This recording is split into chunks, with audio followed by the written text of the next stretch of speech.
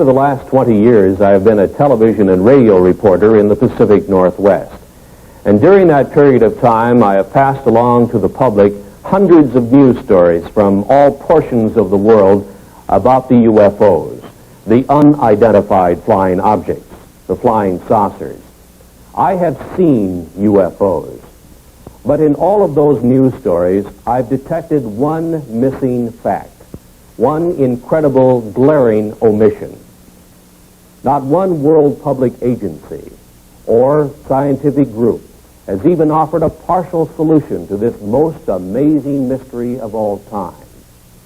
No public authority has told us who are the overlords of the UFO, and why are they here, right now, at this time.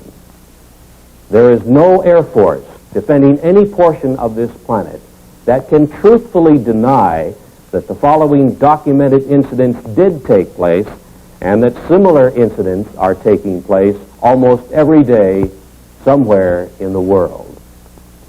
In the southeastern United States, military aircraft have disappeared, and UFOs have been connected with those disappearances. Near Pascagoula, Mississippi, 2 shipyard workers were taken aboard a UFO and given physical examinations. In 1976, in Kentucky, 3 women were taken aboard a UFO and terrorized while the humanoid crewman of the UFO gave them physical examinations.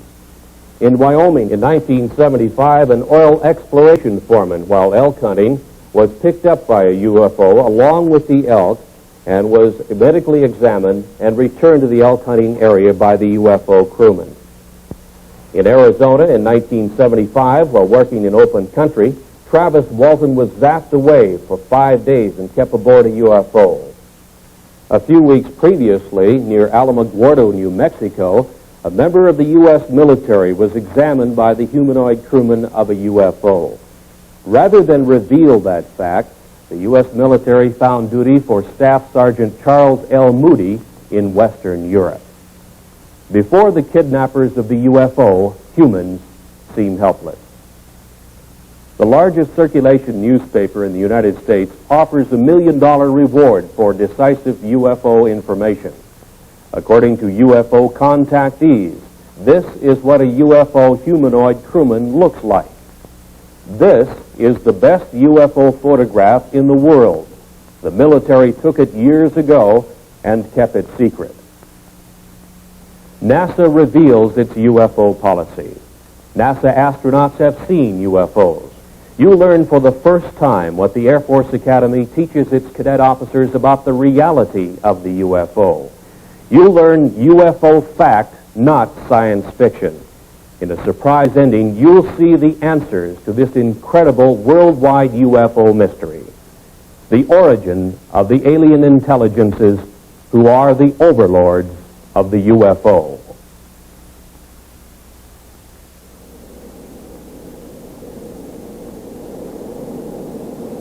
You know, Captain, I keep thinking about a real problem, and it's bugging me. What's that? Well, remember the TWA case when Captain Schemmel dived under a UFO and about a dozen passengers got hurt? Boy, I sure do, yeah. Ever think of what that would be like on a 747? Well, I've thought about it, but I don't talk about it too much. Well, we got 300 or 400 passengers and 20 stews moved around the cabin. Most of the passengers don't keep their seat belts fastened. Now, if a big UFO came on a collision course, and with a 747 cruising at over 600 miles an hour, we'd have just a couple of seconds to take an evasive action of some sort, a dive or a zoom. 300 people would be smashed around and a lot of them hurt. Some could be even killed. You couldn't tell what would happen in that cabin. Probably panic. Well, panic at the least, but you know, even if you got control and got down okay, the airlines couldn't hide a thing like that. But the FAA doesn't want to hear about UFOs, and they don't tell us, that's for sure. Now, if we talk about UFOs to the news media, we somehow get blacklisted and our jobs are in jeopardy. As an airlines pilot, no matter how many UFOs I see in the air, I'm not telling anybody about it. In the last half of this century, there has been one mind-boggling giant of a mystery, which has overridden the knowledge gathered by mankind through the ages. There seems to be no answer to the reason for the appearances of the unidentified flying objects, the UFOs. Public opinion pollster George Gallup reports that perhaps 15 million U.S. citizens, scientists, and other responsible observers have seen the so-called flying saucers, the UFOs. Who are the overlords of the UFO? What is their origin and their mission?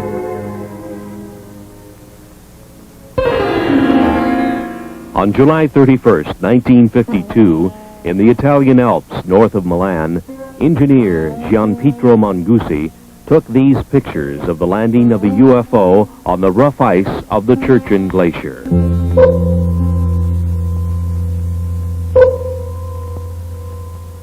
The UFO landing was only 3 minutes in duration.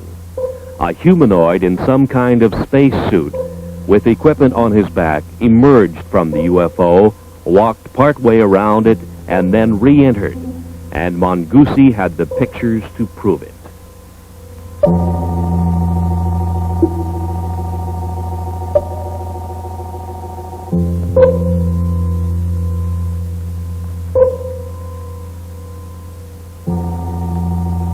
Verification of the origin of these photographs was made for the producers of this motion picture by a Swiss researcher and niece of psychiatrist Dr. Carl Gustav Jung, Miss Lou Zinstag.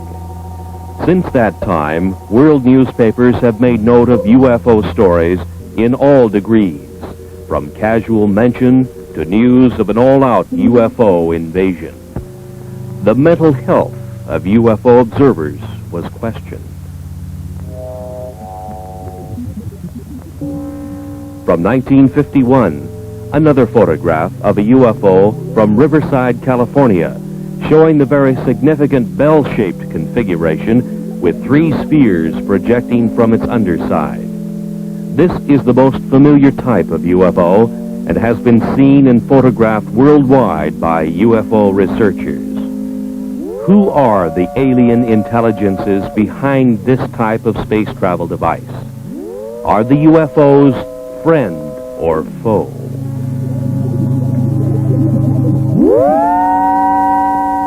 In 1973, another significant UFO picture shows not only the anti-gravity device operational, but also with it is a smaller degravitated sphere under the control of the alien intelligences of the UFO. Who are the overlords of the UFO?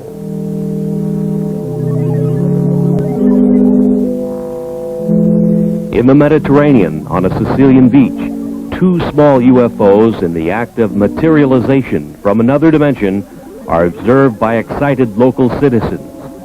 Materialization, a concept far beyond the understanding of modern science, but used by the alien intelligences of the UFO. A PhD in biochemistry on the faculty of the University of Oregon in Eugene took this picture of a UFO in the act of materialization from another dimension. 3 times during the shutter snap interval, the UFO appeared and disappeared, and here is the evidence. The scientist, fearful of the scorn of his fellows, kept his name secret. He had no desire to investigate one of the most incredible events of the science of the coming 21st century, to which he had been witness and to which he had photographic evidence.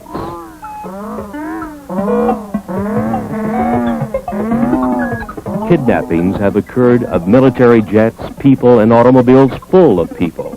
The military is helpless, and so are the police departments of the world. Where is the origin of the UFOs? UFO Quebec carried this sketch of a UFO humanoid crewman with a map of the star system in the vicinity of Zeta Reticuli, many light years away. This was indicated to UFO contactees Betty and Barney Hill. Is it truth, or is it a cover-up story?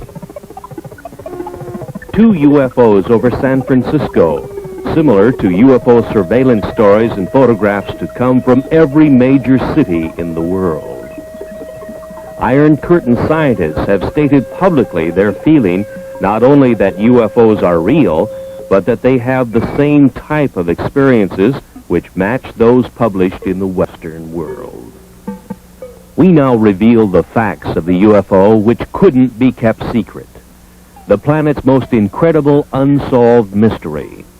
Despite the cover-up efforts of world governments, a world silenced by fear, and a helpless world military, private scientific investigators all over the planet have contributed the UFO evidence which we now reveal. The UFO, the secret that couldn't be kept, that can no longer be covered up.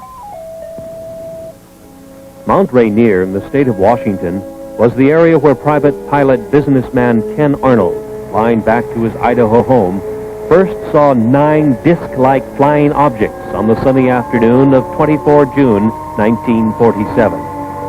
They were moving at 1,500 miles an hour, a speed far exceeding anything we could put into the air at the time. When he landed his airplane at Pendleton, Oregon, he reported the sighting of inverted saucers moving at incredible speed. The next day, on the radio news broadcasts and in the newspapers, the story sensationalized the term flying saucers. The previous summer of 1946, a member of the U.S. military encountered a giant UFO in a near-miss aerial situation, and the Air Force kept the threat to air safety secret. This event happened on the first day of August 1946 to the man second in charge of flight safety for the U.S. Tactical Air Command, Captain Jack E. Puckett. Captain Puckett's UFO encounter occurred about 30 miles from MacDill Air Force Base near Tampa, Florida, where his twin-engine C-47 airplane nearly collided with an airborne object about twice the size of a B-29 bomber, or about 300 feet long. His report further described the UFO as being cigar-shaped or cylindrical, and with what appeared to be glowing portholes. Governmental agencies have not responded to anxious questions from UFO observers. The Federal Aviation Administration has no UFO policy or opinion. The U.S. Air Force says it has aborted its UFO study program. No answer has been publicly given. UFOs still continue to be sighted worldwide.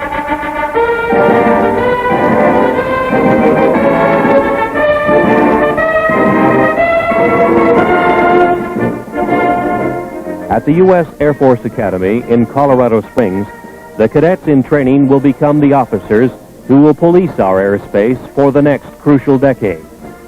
While in the air, in the most complex airborne machines that our engineering science can design, they will encounter the far more sophisticated UFO, which worldwide research has now shown can disable the most reliable electrical and electronic systems of an airplane. The course of instruction at the U.S. Air Force Academy must contain some reliable information concerning the reality of the UFO. Of all government agencies questioned, the most responsive answer to that question has come from the Department of Physics at the Air Force Academy in a letter from its former director, Colonel Anthony J. Maione, who says in part, "In this text, an expanded section on UFOs and extraterrestrial life is included. The section attempts to provide a hopefully unbiased summary of UFO information and concludes, the best thing to do is to keep an open and skeptical mind and not take an extreme position on any side of the question." To further expand on the background we hope our graduates will have, we invited and had Dr. Stanton Friedman visit with us last April. During his visit, he presented 2 large audience lectures and 2 seminars, essentially in support of his subject, Flying Saucers Are Real. I hope you gather that we do make a continuing and real effort to provide our students with all views of current topics. they are expected to come to their own mature conclusions based upon the broadest foundation of knowledge and information that we can provide. Yours truly, Anthony J. Maione, Colonel, United States Air Force, Professor and Head of the Department of Physics. He tells of the text, Introductory Space Science, and reveals exactly what the cadets at the Academy are being taught about UFOs today.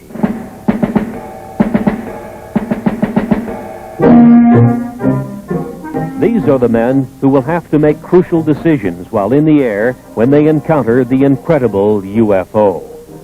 In the past, officers of the air forces of the world were given no instruction or any preparation whatsoever for this mind-chilling experience when they meet the spacecraft of the overlords of the UFO face to face. Nor have our astronauts been given proper instruction.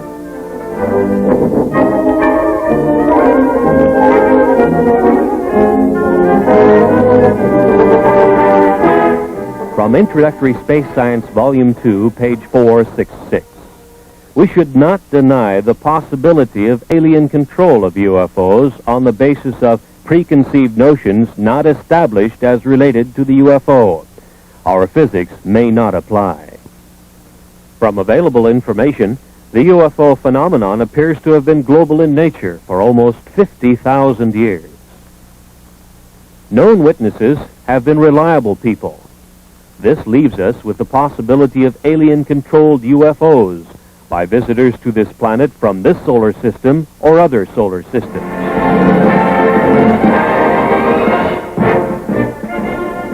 The existence of at least 3 or possibly 4 different groups of aliens, possibly at different stages of development, which implies the existence of intelligent life on the planets in our solar system, or a surprisingly strong interest in Earth by members of other solar systems, the Air Force Academy text admonishes its officers in training to keep an open mind on the baffling subject of unidentified flying objects.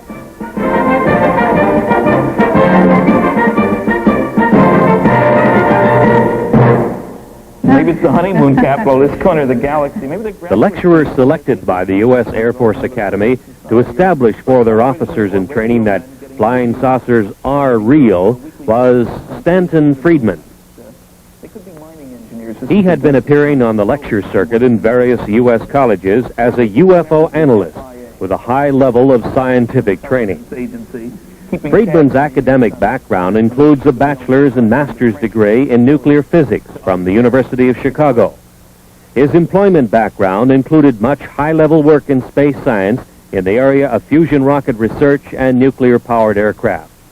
He was 14 years with such aerospace contractors as TRW Systems, Westinghouse, and General Electric. He says UFOs are the most challenging scientific problem of this or any other age. He made the following statements in public in Seattle, Washington, the home of one of the world's largest aerospace manufacturers, Boeing. The government has never really said what it's been credited as saying, that there are no flying saucers. They really word their press releases very carefully. The press takes it that last step. I think every government in the world has 3 major problems along these lines with regard to UFOs. One, they'd like themselves to figure out how it works, because it makes a great weapons delivery system. It makes anything we're flying look pretty naive by comparison.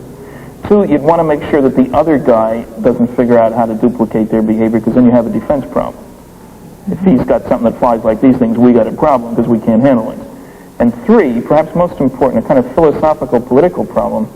As soon as it becomes obvious to the people on the planet and widely accepted that flying saucers are real and from off the Earth, there's going to be a push for a view of man as Earthlings, the people on this planet. Instead of I'm an American or Russian or Chinese, I'm an Earthling. There is no government that wants its citizens to owe their primary allegiance to the planet as opposed to the country. Nobody wants to give up their power. And you know, all these jokes about take me to your leader, that's wishful thinking. What's funny about those is that there is no leader to be taken to. There's nobody who speaks for planet Earth. So there are enormous political problems with anybody saying, yes, there's somebody out there and he's coming here and he doesn't want to talk to me as a representative of the planet. How do we choose who speaks for the planet? I don't know.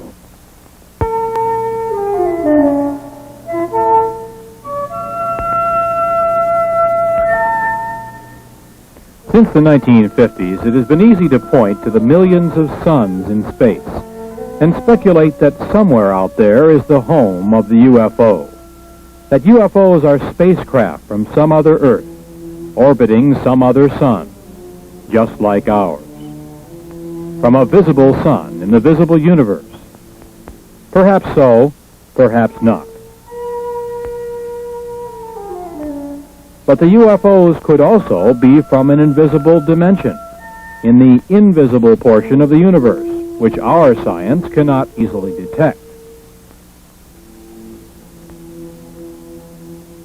Perhaps one or possibly both of these concepts will one day be the explanation of the origin of the UFO.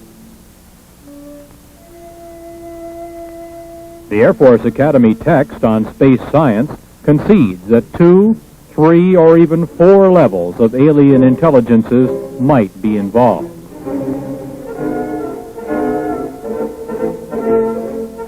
NASA at the Johnson Space Flight Center near Houston, Texas, only concerns itself with the visible universe, with aerospace contracts administering the manufacturing of visible metal vehicles, making visibly televised trips in the Earth-Moon area, and with probes within the solar system by unmanned devices.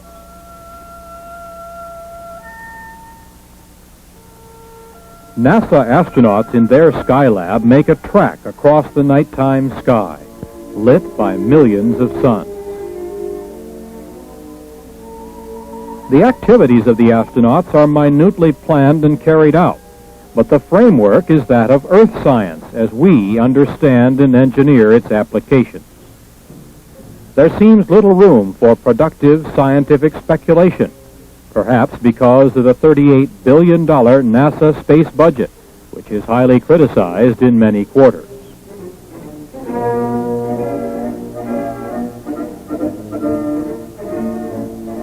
It is difficult to explain why the planners of NASA's space program would refuse to admit the spacecraft capabilities of the alien intelligences who built this device, first seen over the Korean battle area in 1952 and photographed by the U.S. military.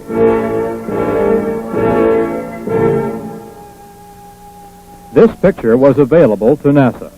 Obviously, it is not a picture of anything manufactured by humans on this Earth.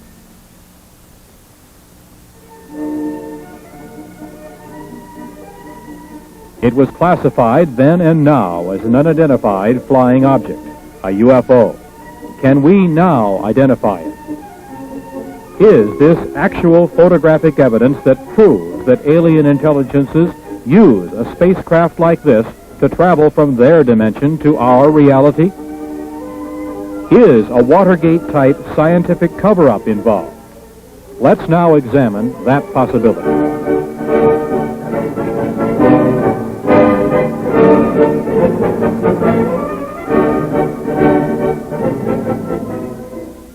NASA first had warnings of UFOs from the pilots of its own X-15 project. The X-15 is a rocket-powered airplane which is launched high over the desert test area in California. The B-29 bomber is the launch vehicle which takes off, flies to its highest possible altitude, and then launches the little rocket-powered airplane. The test pilot gives it power, and the airplane goes through its maneuvers. Various complex engineering problems are worked out by such testing. And the engineering flight test pilot is one busy man.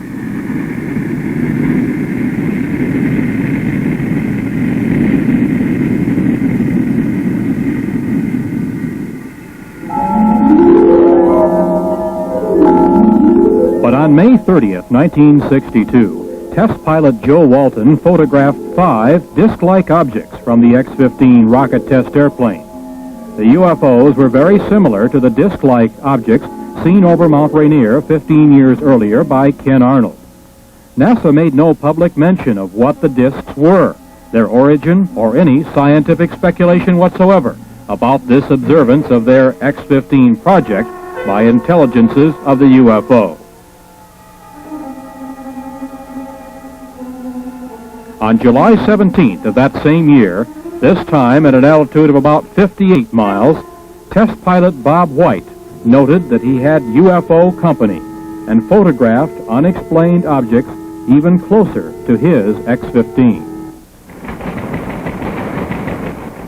Across the nation, news headlines state that 26 astronauts have seen and photographed UFOs. The public is puzzled by NASA's silence on the subject. The producers of this motion picture were answered on 2 occasions by high public affairs administrators of NASA, who stated, "It's not in our charter to investigate the UFO."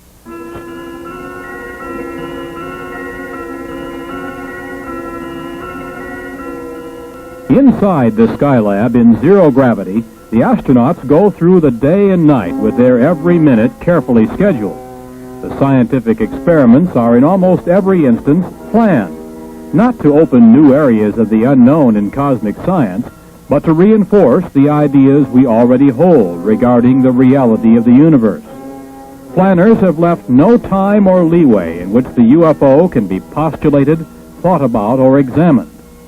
Certainly, few startling public announcements have been made of any new discoveries during space missions. No new theories have been advanced. Astronaut Jack Lausma in Skylab 3 saw a glowing red object making its way across a field of his vision. He photographed it from his little planetoid in space, the NASA Skylab. It could have been explained as a meteor glowing red in space, except that there is no atmosphere in space whose friction could heat a meteor to a red glow. Was it a UFO observing Skylab? NASA remains silent.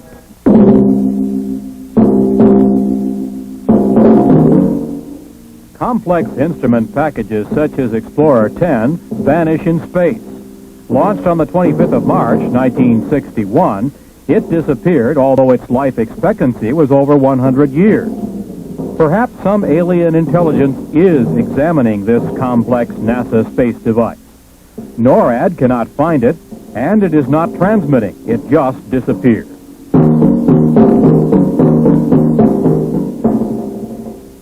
What is the photographic evidence that UFOs are watching our every space move? Why is it so hard for the project managers of NASA to accept the reality of the UFO? Is there a high-level scientific cover-up? And if so, why? Governments are charged with upholding the law, and no law on Earth is more basic than the law of gravity. No wonder the obvious anti-gravity capability of the UFO makes governments uncomfortable. Bravely, some astronauts have stated that they believe in the reality of the UFO and the capability of the UFO to defy gravity, while our giant rockets consume enormous amounts of fuel, putting a simple space capsule or Skylab in orbit. In the dark blue of space, in silence orbiting the Earth, the Skylab is the planetoid home of its crew.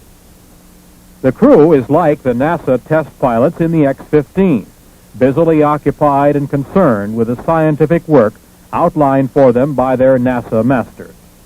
Life support in Earth orbit is a scientific victory in itself and a major achievement for Earthlings. But outside alien intelligences are again observing the progress of man from Earth. 2 UFOs are photographed by an astronaut during a spacewalk. The hatch is open. The astronaut is working his problem. Again, 2 UFOs flit by. Just moving lights, something that could be easily ignored unless we obtained other pictures and other explanations. Actual pictures which could identify the UFO as a solid object with a mission and under intelligent control. One of the most remarkable instances of UFO photography took place in 1968, here above the Boeing Space Laboratory, south of Renton, Washington. Several photographs were taken of a UFO by then 14-year-old Scott Silty. It showed its anti-gravity capabilities as it hovered over the center in 2 locations. His efforts produced probably the only detailed shots of a UFO materializing to show configuration and portholes. His junior high school instructor, Jim Holm, was given the negatives to develop. Holm said he didn't know what to expect, but became a believer when he saw what the young Silty had apparently captured on film. When they came in that morning and they said, hey, we got the pictures we were talking about, naturally, you know, junior high students, you're a little bit reluctant to believe everything they say. But then, you know, as things proceeded, what happened was I developed the pictures, and we know the results now. What is your impression of what that object is? I'm always hesitant, but I would have to say that believing the students and the type of students they were, it almost definitely had to be some type of a flying object. Right out there. Right. And it's a little eerie. The thing that shook me up at first is I was reluctant to believe them. And when I printed or developed the film, I really couldn't see that much. But I was shocked. I have to admit, I was shocked when I put it in the enlarger. And through the enlarger, I could see a great deal more of what the object looked like. Like the portholes. Right. That was, I would say, the portholes was the most shocking part, because then it looked different than just a glow in the sky in a certain form, like you always hear the thing, you know, swamp gas and that sort of thing. But no swamp gas is going to have portholes or a configuration geometric the way that was. One man who has spent the last 25 years researching and keeping track of UFO sightings in the United States is Seattle fireman Robert Gribble. He has spent his spare time gathering all data possible that will help him keep track of when and where they take place. The pins on this map indicate sightings in the U.S. for just 1 year. Over the past quarter century, he has come to some conclusions based on the number of sightings he has recorded. We have received and recorded some 30,000 sightings since 1955. Have you noticed any particular patterns that developed in pinpointing the UFO sightings on these maps? No, we have found no marked pattern, although we do believe that they are following two procedures. One, a surveillance of the land areas, a very close surveillance, and a close surveillance of the people, and it seems to fluctuate from one to the other. Now, through all these years of research, you must have drawn some conclusions about what they are, what the UFOs are. Well, we firmly believe that what the people are seeing in those objects which we have classified as unknown are actually vehicles not manufactured on this planet. How can you draw that conclusion? How do you know? Well, the vehicles have been seen in the United States, and there are good records of this for the last 200 years, and actually the records go back into history for some 3,000 years. The same things that were seen then are being seen today. We understand that there are several hot spots in the United States, UFO sighting areas, and one of them happens to be in the southwestern United States in Utah. There have been a tremendous amount of sightings in the southwest over the years, with a very large concentration in the Utah area.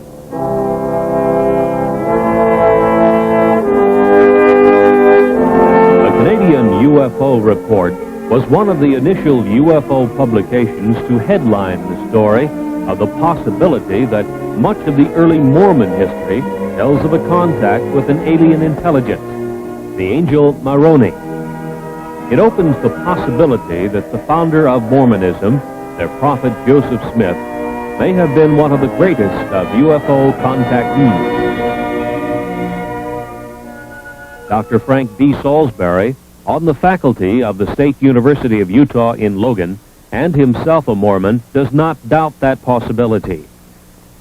He has stated publicly that he believes that his UFO study has established the probability that the Earth is being visited by UFOs that seem to be using the isolated area of eastern Utah as an Earth base.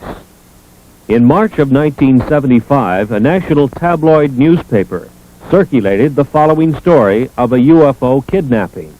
The producers of this motion picture interviewed Carl Higdon, who furnished the artist's conception of the android crewman from the UFO who kidnapped him and took him aboard the UFO to elsewhere.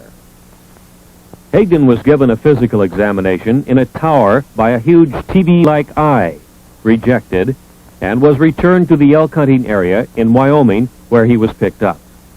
While on his 8-hour UFO trip, he encountered a teenage boy, 2 young girls, and a man in his 60s, also guests of the UFO intelligences. Upon his return, he suffered radiation symptoms with itching skin and burning eyes. Area Sheriff Ogburn and his deputy Ed Tierney investigated the incident. So did Dr. Leo Sprinkle of the University of Wyoming, who gives us this professional opinion as to the truth of this verified UFO kidnapping. To whom it may concern, my impression of Carl Higdon is that he's a man of integrity with average education, but a keen sense of curiosity about the world around him. He's an outdoors man and seems to have developed good skills of estimating size and distance. Although the sighting of a single UFO witness often is difficult to evaluate, the indirect evidence supports the tentative conclusion that Carl Higdon is reporting sincerely the events that he experienced. Hopefully, further statements from other persons can be obtained to support the basic statement. Respectfully submitted by R. Leo Sprinkle, Ph.D., the University of Wyoming in Laramie. UFO traffic in the Rocky Mountain area of Utah, Arizona, and New Mexico reached a high level in the November, December, and January period of 1975 and 76, with police departments reporting large cigar-shaped UFOs and other UFO types of spacecraft hovering for days at a time over cities in this area.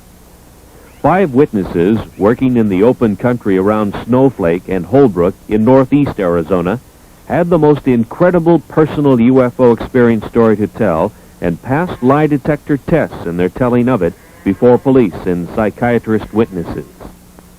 22-year-old Travis Walton suddenly disappeared one morning as the group was working in the open country. Dwayne Smith, Kenneth Peterson, Alan Dalis, Mike Rogers, and John Golette were involved in the significant UFO kidnapping incident in which a greenish blue light originating from a UFO overhead zapped Travis Walton into an invisible dimension from which he returned 5 days later. His brother tells of the incident. He spent 5 days on a UFO, he thinks. Now, there is some small time loss in there. But for all intent and purposes, he spent 5 days on there. He did come in contact with some beings that are human-like, but they weren't human. And he had quite an experience. He said he doesn't remember anything about a blue light in the first encounter last Wednesday. The blue light that they saw, he said, at that instant, felt like he got hit in the forehead with a baseball bat, and it knocked him out. And he woke up. He was aboard one of the craft. And they never spoke to him. They led him around by the hand. They wouldn't talk to him. They showed him this and that. And when they let him off, he woke up. Did he say they were friendly creatures? Smiled all the time, friendly, never harmed him. They were just as nice as they could be. But there was a total lack of communication, either verbal or mental. And he said that's what made him so upset, that he couldn't speak with them. That's what he was very, very disgusted about that, nervous and just plain disgust, the chance of a lifetime, and they wouldn't cooperate. Obviously, Dwayne, you know your own brother probably better than anybody else. Do you believe the story? I've never seen him play a practical joke in his adult life. A psychiatrist tells of his examination of Travis. Our conclusion, which is absolute, is that this young man is not lying. There's no collusion involved, no attempted hoax or collusion with the family or anyone else. There's a rumor around that there's contracts. There are no such contracts. No motivation for a lie. Any possibility of lying or hoax as you see it? None whatsoever. As we have indicated, UFOs can create a tremendous spatial energy flow. One of the most startling examples of that occurred several years ago on Vashon Island, which is located in the Pacific Northwest in Puget Sound, not far from Seattle, Washington. It was near the tiny town of Vashon that several UFO sightings had taken place in the late 1960s. So the fact that local residents had seen such phenomena was not startling. But the facts surrounding one of the incidents was unusual, to say the least. So it was out in that area? Yeah. On the night of the 19th of February, 1968, Detective Lieutenant Terry Allman was dispatched to an old gravel pit area west of town. Some young people had seen a UFO, and the King County Sheriff's Office was sent to investigate. The temperature was 50 degrees. Allman tells of what he saw. Well, there was a lot of ice. It really had no reason to actually be there. It wasn't that cold out. And did it have a certain consistency or something unusual about it? Well, it was 1.5 inches thick and was rather milky and bubble. Mm-hmm. And what was the impression that you had, or why did you have the impression that it was some strange phenomenon that created this? Well, I can't be sure about that, except it was entirely too warm out to have ice like that. One of the other officers had responded to a UFO call at that same location the night before. The UFO energy flow had apparently left a solid sheet of ice as it supercooled the area below the UFO as it took off. At the freezing temperature of 32 degrees, it would take some 113 hours to freeze the pond 50 feet in diameter with a sheet of ice 2 inches thick, and the weather had not been that cold. The UFO did it. Because of official concealment, denials, and just plain ordinary bureaucratic cover-up during the 1950s and 60s, many cases of UFOs establishing themselves as a menace to commercial airlines' safety of flight had been concealed. One night, 10 of 85 passengers aboard an American Airlines commercial flight were injured when their pilot, Captain Ed Bachner, took evasive action to avoid a UFO encounter. It happened to flight number 966 on the night of 17 July 1957 on a flight from El Paso to Dallas, just 50 miles east of El Paso over Salt Flats, Texas. The UFO continued along the Gulf Coast to Gulfport, Mississippi, where it turned north. Traffic control radar tracked the UFO, and the military was alerted. In the vicinity of Meridian, Mississippi, the Wing Intelligence RB-47 electronic surveillance airplane tuned in the UFO's emission on its ALA-5 pulse analyzer. As it moved west toward Dallas, Texas, the pulse train of the UFO was analyzed as having a 3,000 megacycle envelope, a duration of 2 millionths of a second, and a repetition rate of 600 times a second. This was identifiable electromagnetic emission from a UFO, which was also being tracked by military and Federal Aviation Agency radar.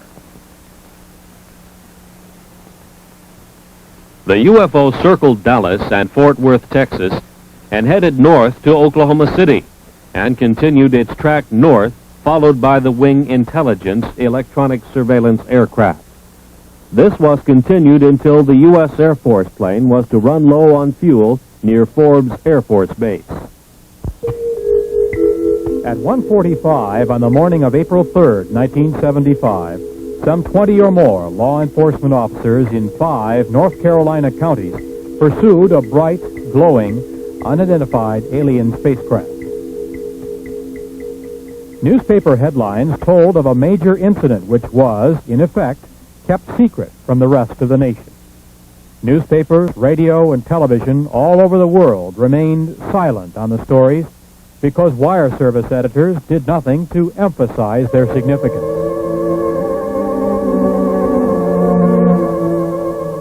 From police descriptions, the artist has been able to draw the lighted V-shaped UFO which appeared.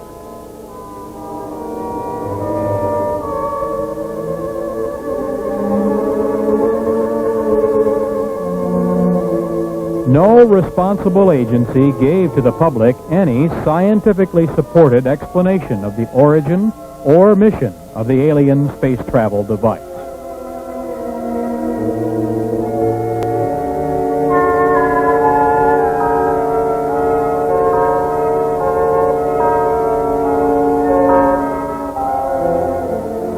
The story was much the same 2.5 years earlier in Pascagoula, Mississippi.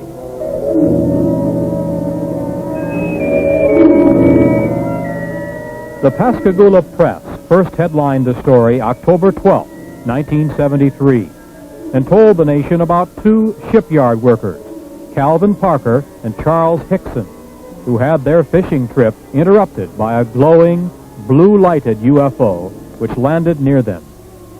Two humanoids took them aboard for a physical examination, placing them under a large TV-like eye.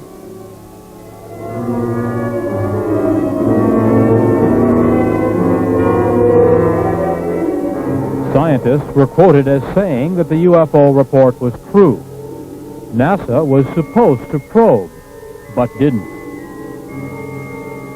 Federal agencies were asked to investigate, but didn't.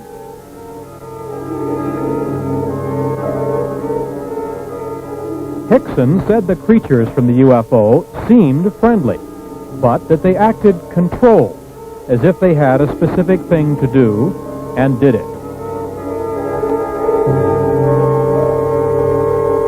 They were about 5 feet high, pale and ghost-like, with crab-like hands and rounded feet.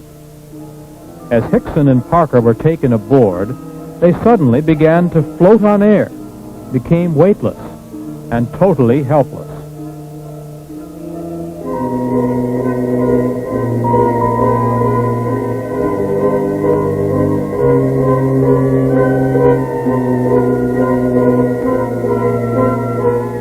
In the Gulf South, from Louisiana to Florida, hundreds of reports to police and sightings by police officers told of UFO activity that same night.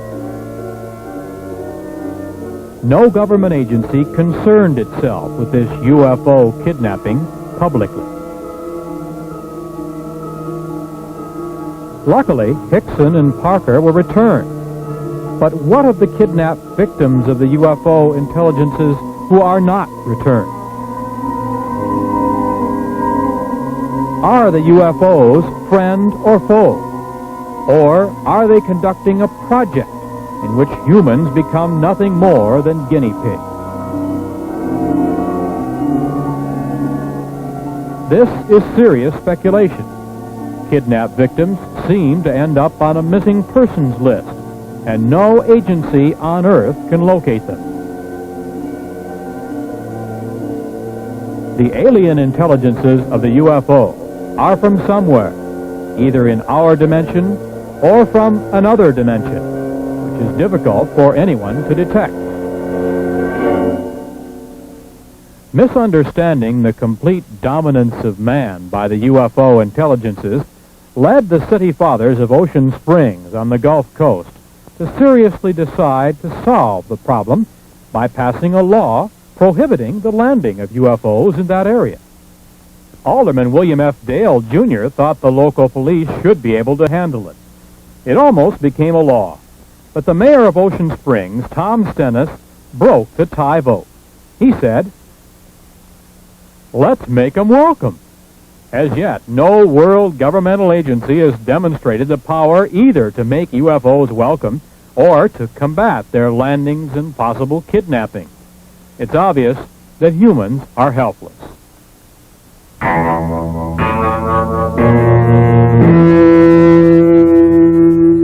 Since 1966, the very competent scientific analysts of the British publication The Flying Saucer Review have been assembling all available information about alien intelligences who have made repeated UFO landings in the high Pyrenees Mountains between France and Spain. So have the defense authorities of both nations. The UMO intelligences claim they come from what we know as Star System Wolf 424, some 14.6 light years from Earth, 90 trillion miles. Near their home planet, their UFO space travel device enters a black hole in space. A giant energy whirlpool vortex which hurls their spacecraft into another dimension in which time hardly exists. From this, they emerge into our dimension, into our solar system, and proceed to their expeditionary target, Earth.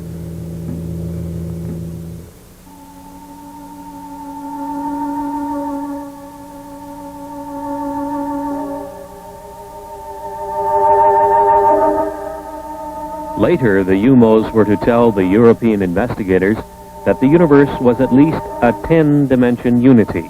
Perhaps even more, they were not certain. But they knew of and used at least 10 dimensions of reality. Each reality was separate from each of the others. Each of the 10 realities had its own rules of energy manipulation. Even though there were 10 dimensions which were open to space travel, reckless energy misuse in one dimension can disturb the cosmic unity of another dimension and its inhabitants. Telepathy is used to receive knowledge during space travel. The mind, said the UMOs in the quiet areas of space, is especially open to pure cosmic knowledge received by telepathy. Any mentality can receive and benefit from knowledge received by telepathy. The more telepathic ability is exercised, the more valuable it becomes, the UMOs learned, as they learned many of the high scientific secrets of the solar systems they traveled through in their space exploration projects. Target Earth was to be another of their cosmic projects. The UMOs first learned of the planet Earth, with inhabitants of some intelligence, in the Earth year 1950.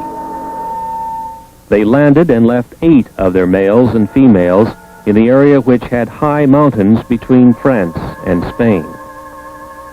Since that time, they have studied the new planet and the method of mental understanding used by its inhabitants. They found Earth science could not account for cosmic beings like themselves. They have carefully made themselves known to certain people of France and Spain, about 30 in all. They have tried to understand the limitations which exist in the mind of man. They find human knowledge inadequate and much inferior to the cosmic understanding, which permits space voyages between the UMO position in the universe and the Earth.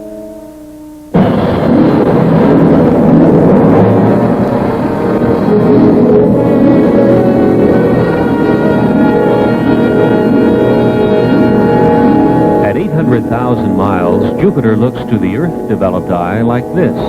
To the UMO, perhaps different. Jupiter's moon, Ganymede, is some 8,000 miles away and moves in its orbit. Its diameter, 3,000 miles. The UMO intelligences took a heat measurement of the Jupiter hotspot. They compared the measurements to that of the surface of their sun and found it about the same. The other Jupiter moons were identified: Europa, Amalthea, Callisto, as they were named by Earth astronomers.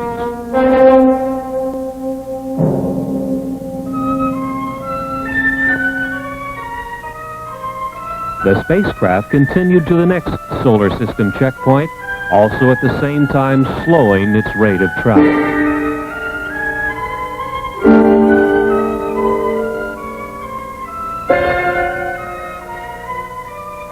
Saturn was identified with its strange moon, Titan.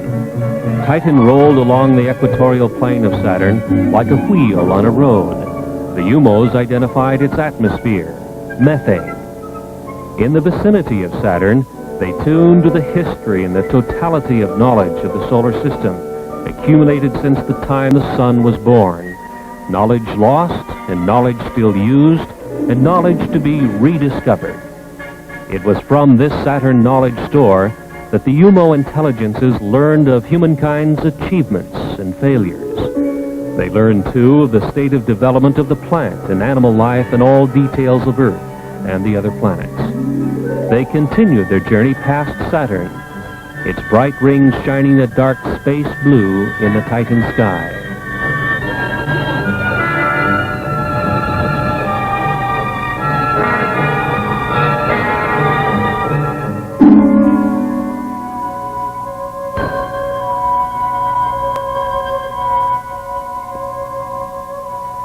The cosmic voyage continued to Mars. A close look at Mars revealed snow at the base of its mountains of Mitchell. On Mars, with its thin atmosphere and low water vapor content, the snow behaves differently than on mountain peaks on Earth.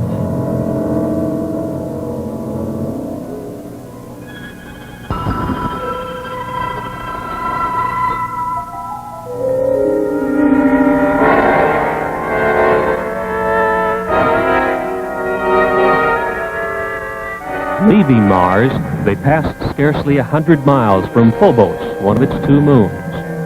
4,000 miles above the red storm-swept planet, Phobos is a dark clump, only 16 miles in length.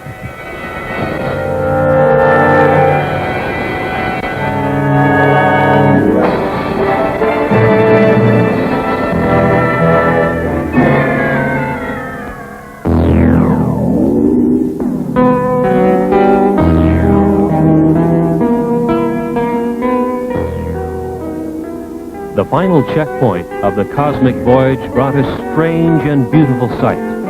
Their project destination, Earth, was eclipsing its own sun, and they passed over the Earth's moon just beneath. They had come nearly 90 trillion miles, 14.6 light years. Elapsed Earth time, just about 7 months.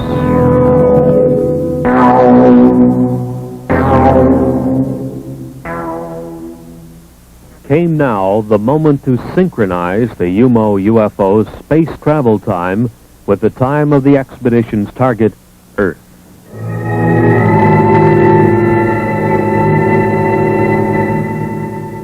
By telepathic means, the UMO alien intelligences claim to have notified some 20 selected Earth people of various responsible backgrounds to expect the UFO. These people lived in Spain.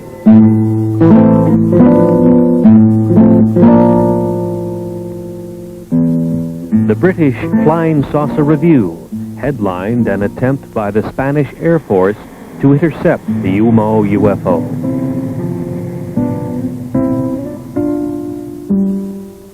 An Andorra radio station employee also noticed the UFO as it neared its destination in the Pyrenees Mountains between France and Spain. The UMO spacecraft, after its cosmic voyage, became visible over the Pyrenees Mountains, and the IH superimposed marking, unlike any alphabetical symbol on Earth, was photographed.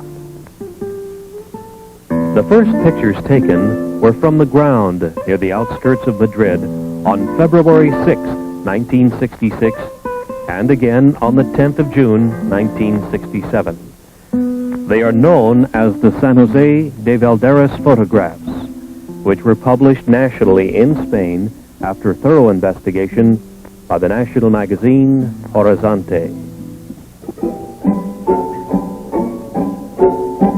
During the years since 1966, much of the UMO information has been investigated by competent people of England, France, and Spain. And to this date, such evidence as these UFO photographs appears to be factual.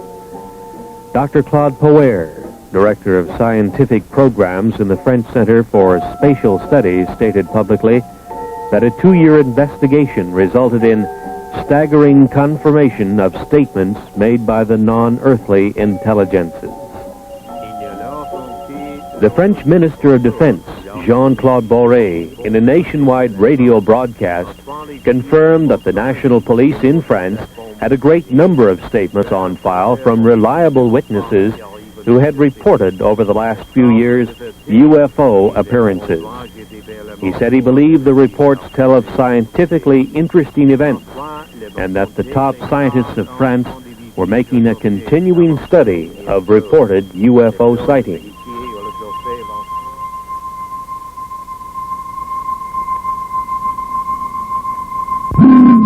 From those files comes this photograph of a UFO taken at night as it was tracked across France.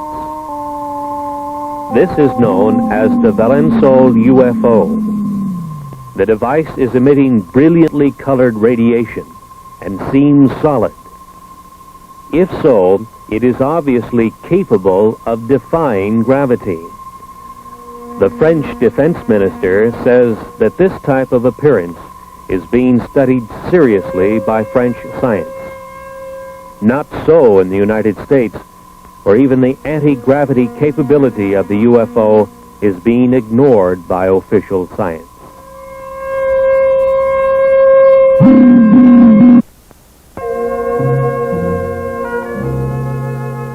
As they said in Spain, the alien intelligences of the UFO may originate from a planet called Umo, 16 light years from Earth, and they may not have. If we are to understand the origin of the UFO, we must be ready to vision another dimension which penetrates our earthly reality. It is a higher energy dimension from which the UFO can materialize to our vision, our cameras, and our scientific instrumentation. It is back into this higher energy dimension that the UFO returns to report to those who sent it out. The crew of the UFO is an especially designed robot humanoid which was produced to do its job in both dimensions. Target Earth is a long-time intelligence and sample gathering project of the aliens of the UFO. The incredible energy manipulation which enables UFOs to move between dimensions seems to occur underwater.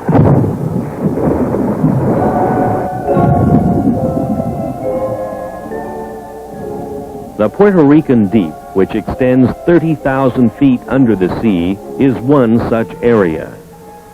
Seawater covers 2/3 of the surface of the Earth, and in that water lives one of the Earth's most intelligent and environmentally adjusted creatures, the dolphin. The dolphin's brain is substantially more complex and in some ways superior to the brain of man. The dolphin's telepathic ability is highly developed, and with it he excels at communication with other dolphins. Today, the Canadian-edited UFO Report and other such publications are the only other mediums which have carried stories which have filled the Venezuelan newspapers and tell of UFOs which emerge from under the sea off Puerto Rico and continue to the U.S., South America, and Europe. Undersea disturbances of a major nature have occurred in this area for many years. The National Oceanic and Atmospheric Administration's NOAA satellite had communications blacked out many times as it passed over the area some 800 miles up in its orbit, reported Dr. Wayne Messigian of Longwood College in Farmville, Virginia. In 1945, the U.S. Navy lost 5 torpedo bombers and a large 4-motored flying boat searching for the lost Navy pilots. Commercial and private airplane pilots have seen their aircraft under this strange influence lose instrumentation and electrical control. Airlines issue denials and pilots are afraid to talk in public because of fear for their jobs. In March of 1973, a series of events near Caracas, Venezuela, a few hundred miles to the south, established what may be a link between the very deep ocean areas of the Caribbean and the UFO. On March 22nd, hundreds of people witnessed a pair of flying objects trailing blue smoke as they approached from out of the sea and then hung motionless near the Caracas airport. Then, with a shrieking sound and a burst of orange flame, separated and vanished, one to the east and one to the west. For the next 9 days, UFOs rose out of the sea, hung in the air, remained motionless, and in various manners cavorted over the metropolitan city of Caracas, Venezuela. The Caracas newspaper, Ultimas Noticias, carried the UFO stories and reached the conclusion that thousands of its readers are now convinced that by evidence of their own eyes, UFOs have an undersea base in the Caribbean. UFO traffic into and out of the sea was seen by hundreds of witnesses. Other water areas have also been the site of UFO traffic. Teleportation occurs in the vicinity of a UFO. In May 1968, a well-known Buenos Aires attorney, Dr. Gerardo Vidal, and his wife and children, in a Peugeot 403, were teleported 4,100 miles by a UFO and put down near Mexico City unharmed. This Ford was teleported hundreds of miles in South Africa because it was near to a UFO which degravitated it and transported it, says the Flying Saucer Review.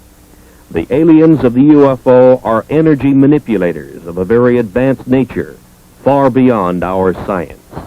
In the search for the method of communication with alien intelligences of space, such as the Overlords of the UFO, some of the most significant work in the world has been done by Dr. L.G. Lawrence, president of the Ecola Institute of San Bernardino, California, a research foundation. Dr. Lawrence is one of the world authorities on the use of biological sensors, such as that of the friendly laboratory philodendron, which senses the pain of Dr. Lawrence. As he purposely burns his thumb on his hot pipe bowl, the biological sensor, the plant, reacts with a squiggle of recognition of Dr. Lawrence's pain on the laboratory instrumentation. This is known as the Baxter effect. Dr. Lawrence developed his 3-ton stellatron for sensing biological messages which might be running free in the universe. He sets it up in remote areas, and it is shielded from all electromagnetic radiation, such as all radio and TV radiation, for instance. It can be influenced only by the etheric or bioplasmic pulses that influence plant and animal life. On October 29, 1971, and again in April 1972, on the Mojave Desert in California, intelligent communication from the direction of Ursa Major was received. One star of that system we know is the North Star.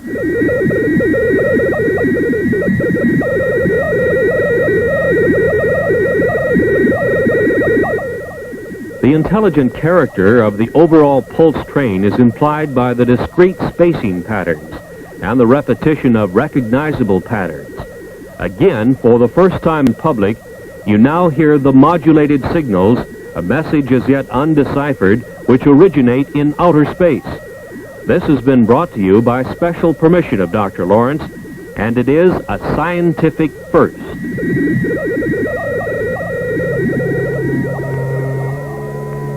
Dr. Lawrence reminds us that radio telescopes, such as this giant multi-million-dollar installation in Puerto Rico, have had no results whatsoever in either sending or receiving messages in space. Radio telescopes seem useless in receiving cosmic messages, probably because they are looking and listening to the wrong possible sources. He recommends biological sensors instead. His low-cost equipment has resulted in a tape recording of interstellar communication, and it is on file with the Smithsonian Institution in Washington, D.C. There is perhaps no more convincing witness to the UFO than the world-famous Israeli psychic Uri Geller, whose mind-boggling extrasensory powers have baffled millions of people all over the world. Geller believes that his powers are not unique to him, but are instead proof that energies exist in many different ways than those now known to science. Later, we will see Geller demonstrate his bioenergy powers before a live audience. Geller leaves little doubt about his feelings on the subject of UFOs. Let me tell you, I've never seen an extraterrestrial being in my life. I wish I will, and I know I will one day. You know, maybe they're even around us and we don't even know. Maybe they look like people. But I have seen UFOs. But other people, I'm sure if I'll ask who saw UFO here, some of you will raise your hands up because they exist. I shot pictures. As a matter of fact, I had a fight with my publisher because I wanted to publish the picture of the UFOs that I took in the book, and he said no because it cannot be, it will be against your credibility. And I did it in the end because I'm not going to back away from the truth. I once seen... 1 minute. I once drove in the Sinai Desert. Do we have another minute? Yeah, go ahead. I once drove in the Sinai Desert, and believe me, with a high colonel and his driver, me and a doctor. And suddenly, in mid-air, in Sinai Desert, it's clear, it was 5 o'clock in the afternoon, we saw this huge object that looked like a cigar shape hanging in mid-air. And let me tell you, it was as big as 3 New York blocks, and it was dark. It didn't look like a flying saucer. It looked like a cigar shape. And I was shocked. And immediately, I get goosebumps when I talk about it. I told the driver, please, look what, and the colonel, and you know what? They didn't see it. And they said, what are you looking at? I said, my God, can't you see that thing in the sky? They couldn't see it. So I think sometimes, what is really going on? Is it really implanted in my mind? Is it really not out there and only, or is it there and only the people who believe in it can see it? I don't know. There are questions that I can't answer myself. Some call him a magician. Others call him a sorcerer. Some even call him a messiah. But whatever they call him, the world has never seen anyone quite like Uri Geller. So when Geller recently toured the United States, it was no wonder the crowds turned out to greet him, to witness his powers, and to line up for autographs on the cover of his new book. They stood in line because they had just witnessed an extraordinary sight. Hundreds brought with them broken watches and clocks, many of which hadn't run for years. Then they sat back and watched the bioenergy of Uri Geller go to work. You can see that the